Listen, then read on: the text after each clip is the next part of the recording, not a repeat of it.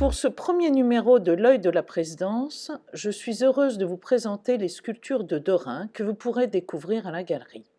On connaît le Derain fauve, ami de Vlaminck et Matisse, le Derain cubiste, ami de Braque et Picasso, moins Derain sculpteur. Cette facette de son œuvre est restée longtemps confidentielle.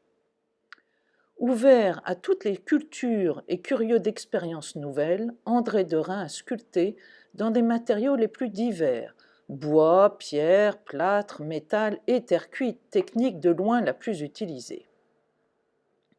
On peut distinguer trois périodes différentes dans la sculpture de Derain. Tout d'abord, la taille directe, de 1907 à 1912, période où Derain taille principalement le bois et la pierre. La plupart de ces sculptures sont aujourd'hui dans des musées. La sculpture en pierre s'oppose à la sculpture en ronde-bosse traditionnelle.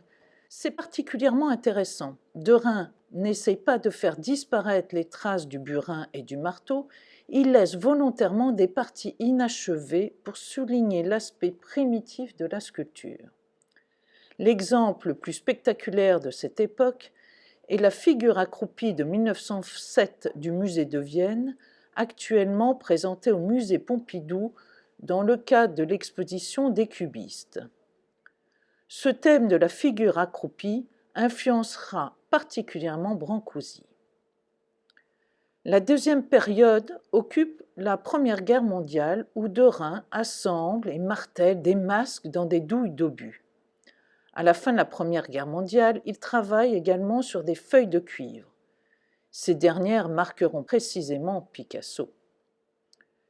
La troisième grande période de sculpture commence en 1938.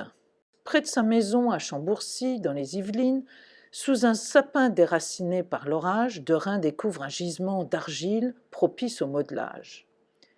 Il entreprend une série de têtes, masques et figurines. Il fait installer plusieurs fours et surveille lui-même la cuisson.